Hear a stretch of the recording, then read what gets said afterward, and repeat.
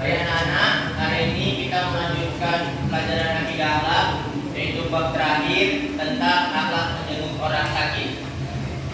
Baik, lanjut dulu judul besarnya orang sakit.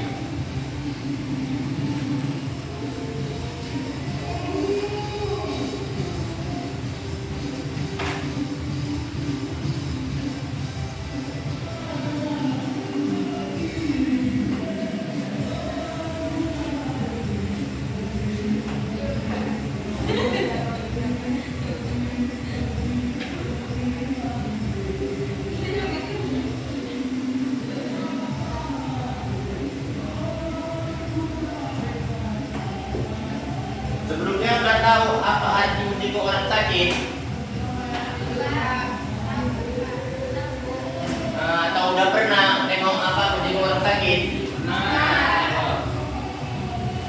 Ya baik, jadi pengertian menjenguk orang sakit itu adalah kegiatan mengunjungi atau melihat seseorang yang sedang sakit, baik itu di rumah maupun di rumah sakit, dengan tujuan memberikan dukungan ataupun perhatian serta semangat.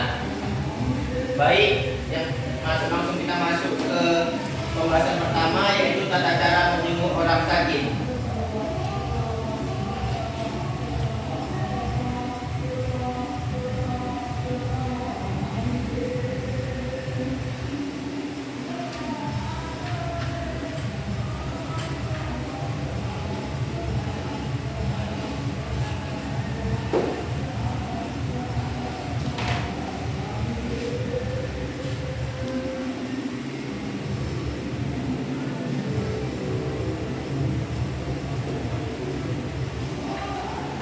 Baik, yang pertama itu buku menjenguk orang sakit. Jadi di buku juga ada itu dituliskan buku menjenguk orang sakit itu ada dua. Yang pertama itu sunnah muakkad yang sangat ditekankan. Jadi kita itu kayak wajib gitu untuk melihat kawan kita ataupun saudara-saudara kita yang sedang sakit. Yang kedua itu dari menurut Ibnu Taimiyah, menjenguk orang sakit adalah fardu kifayah. Jadi kayak yang saya jelaskan tadi, kita sebagai seorang muslim wajib gitu untuk menjenguk teman kita ataupun saudara-saudara kita yang sedang sakit. Baik, lanjut saja yang kedua, landasan hukum menjenguk orang sakit. Itu ada hadis Bukhari menjelaskan yang artinya dari Abu Hurairah, dia berkata bahwa mendengar Rasulullah bersabda, "Hak seorang muslim terdapat terhadap muslim yang lain ada 5, yaitu menjawab salam, menjenguk orang sakit, mengikuti jenazah atau menghantarkan jenazah, memenuhi undangan dan mendoakan orang yang bersih bila yang bersih mengucapkan hamdalah." Jadi landasan untuk menjenguk orang sakit itu di hadis Bukhari. Lanjut kita masuk ke yang ketiga, yaitu adab menjenguk orang sakit. Jadi anak-anak bapak semua, adab menjenguk orang sakit itu ada 7. Yang pertama, niat yang baik. Jadi kalau kita melihat orang sakit itu niatnya dengan hati yang tulus, dengan ikhlas gitu. Jadi jangan niatnya buruk. Untuk menjenguk orang sakit itu jangan niatnya buruk gitu. Jadi kita harus ikhlas lah dalam melihat orang sakit.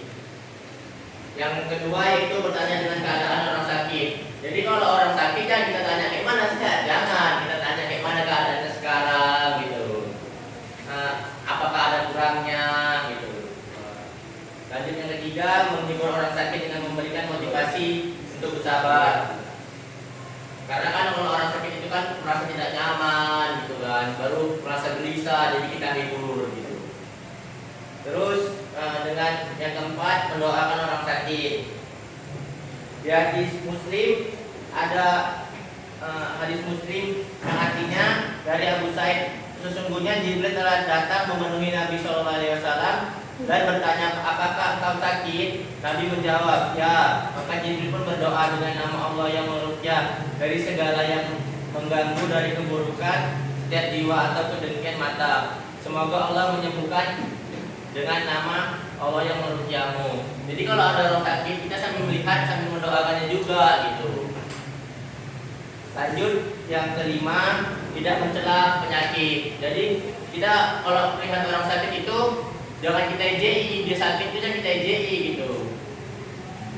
Lanjut yang keenam, menjenguk orang sakit meskipun ia seorang anak kecil. Jadi kalau kita melihat orang sakit itu nggak mesti pandang dulu dia besar, dia kecil. Jadi harus gimana ya? Harus tetap walaupun dia yang kita lihat itu anak kecil, jangan dipandang dia anak kecil gitu. Tetap kita lihat karena sesama orang muslim gitu. Lanjut yang keenam, menjenguk lain jenis, yaitu kalau yang kita lihat itu teman kita yang perempuan gitu, ataupun sebaliknya gitu, yang perempuan melihat temannya yang laki-laki. Lanjut yang terakhir, memperhatikan waktu saat menjenguk orang sakit. Jadi saat melihat orang sakit pun kita harus memperhatikan waktunya. Jangan pas jam orang sakit tadi istirahat, kita baru melihatnya, itu kan mengganggu dia jam istirahat gitu. Lanjut kita masuk ke yang pembahasan kedua, keutamaan menjenguk orang sakit.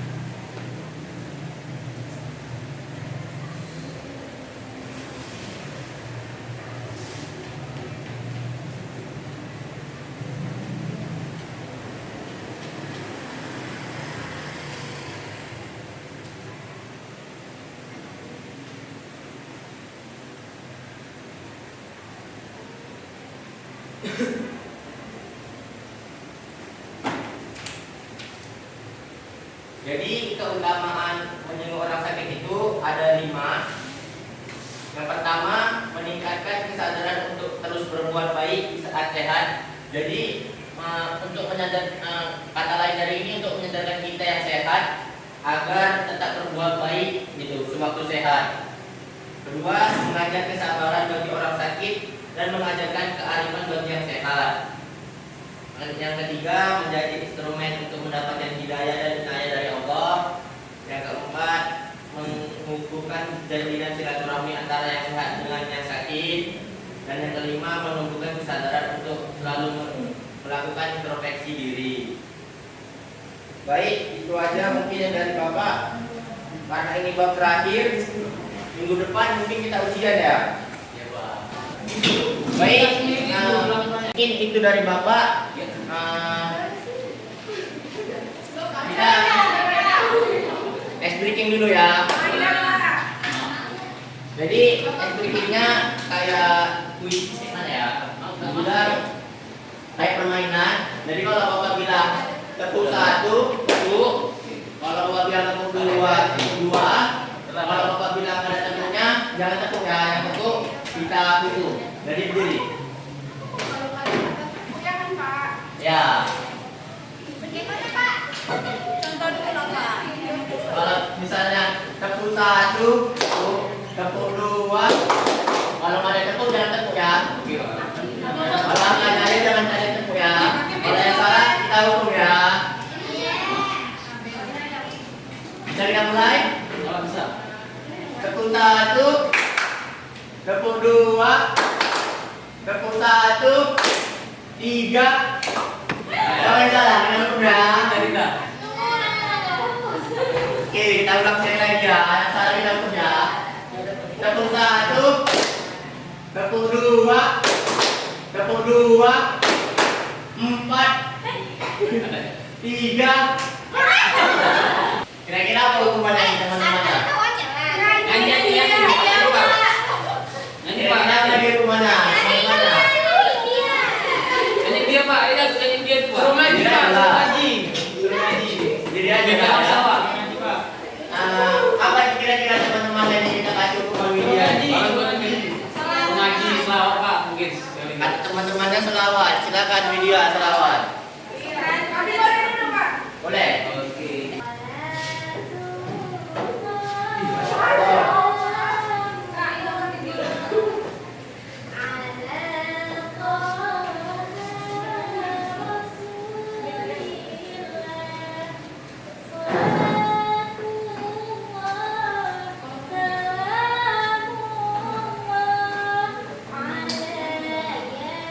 Yasin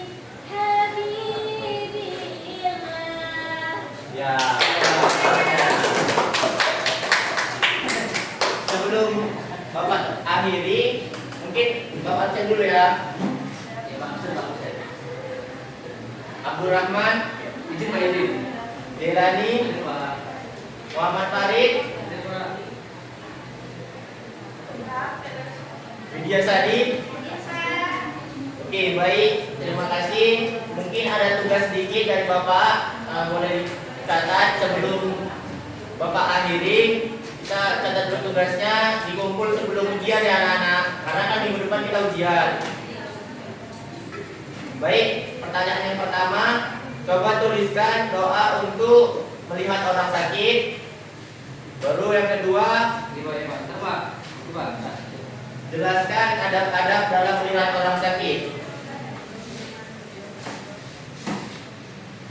Mungkin dari Bapak, sekian dari Bapak akhiri. Wabillahi taufiq wal hidayah. Wassalamualaikum warahmatullahi wabarakatuh. Waalaikumsalam.